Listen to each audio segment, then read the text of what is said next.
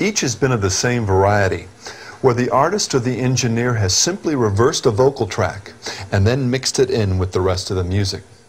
Now, it's easy to pick out this type of backmasking when listening to a record forwards, which is still, presumably, the preferred method of enjoying music.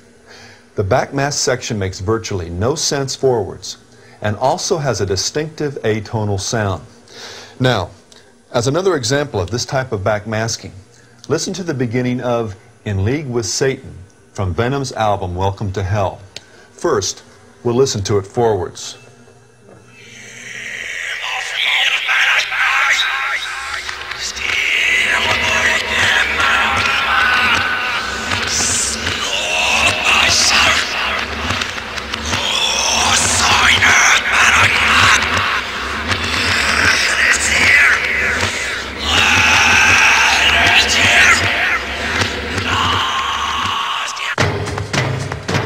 Makes no sense, does it?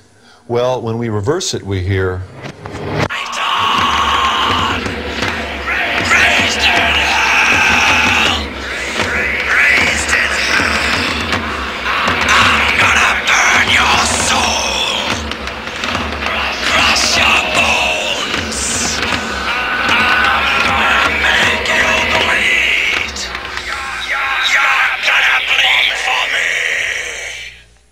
It's evident that Venom had this backmasking done intentionally, and therefore, it could be argued that there is no significance here beyond the fact that three guys like to get weird, probably just as a gimmick to sell records.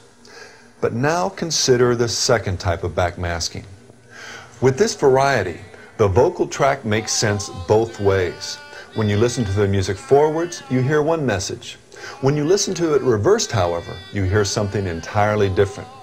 Now, it's been suggested by some that when we listen to music in its normal forwards mode, the subconscious mind is able to decipher the backwards message, and mind control results. It becomes what is termed a subliminal cue. Really, there isn't a shred of reputable evidence anywhere supporting that hypothesis. And anyway, so what if there is some subliminal suggestion going on here? As we've already seen, you don't need backmasking to pollute someone's mind and heart. The regular frontwards music is more than enough to take care of that. The real question we need to ask here is not, can a listener subconsciously hear a backmasked message, but instead, how did it get there? There are three possible explanations.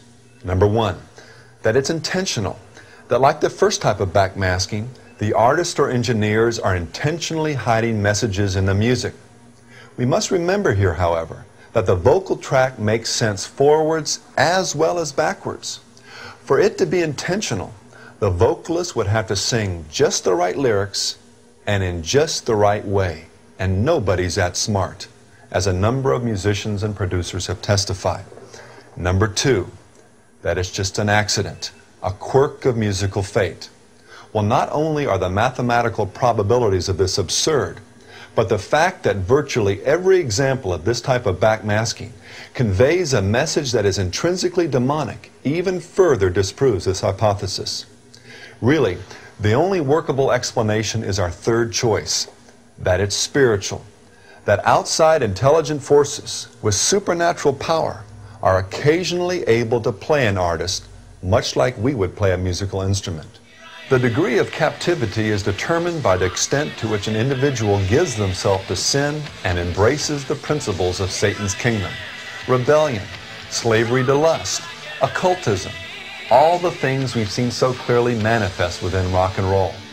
In addition, let's remember that many of these artists, an incredible number in fact, have quite candidly admitted that they and their music are influenced by some outside spiritual force.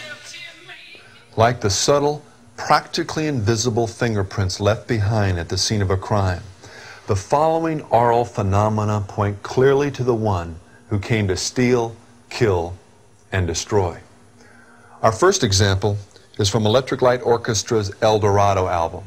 Here's a segment from the title song, played forwards. I sail away on a voyage of no return to sea. If eternal life Note that even forwards, there's an element of anti-Christian thought here. Eternal life is definitely meant to be. We're all going to live forever. The only question is where. Now, here's that same segment played backwards.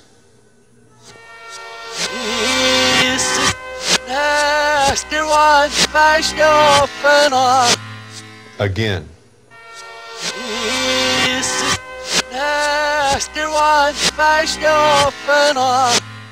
One more time.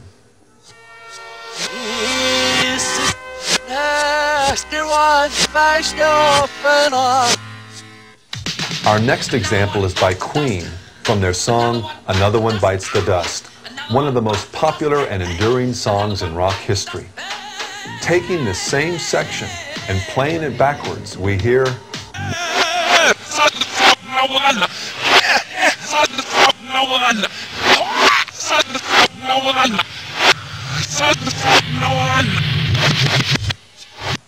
drugs and sorcery are closely tied together. It's easy to see the satanic motivation behind the command, start to smoke marijuana.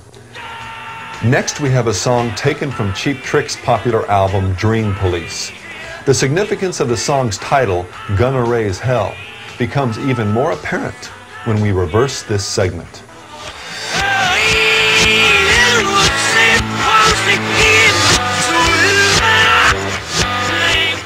Again.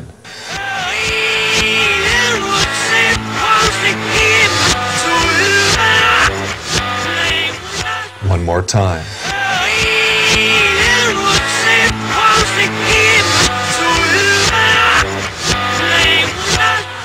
Theologically, this is quite interesting because keys are symbolic of authority.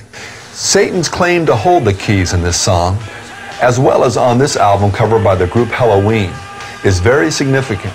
Stairway to Heaven, reversed.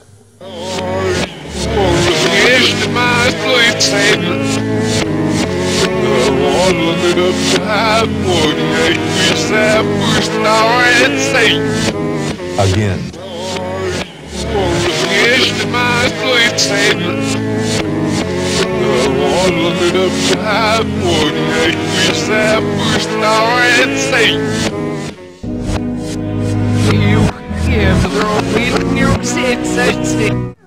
In 1974, they founded their own record company, Swan Song. Its first British release was the pretty thing's Silk Torpedo. According to Zeppelin chronicler Stephen Davis, the album was launched at a blasphemous Halloween party at the Chislehurst Caves. Naked women lined the recesses of the caves and reclined before altars in the style of the Black Mass. Strippers dressed as nuns doffed their black habits.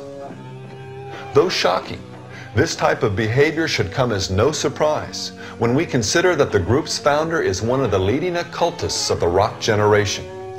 Jimmy Page's fascination with black magic is so intense, he owns and operates the Equinox, one of the largest occult bookstores in England, and his devotion to this man is nothing short of religious.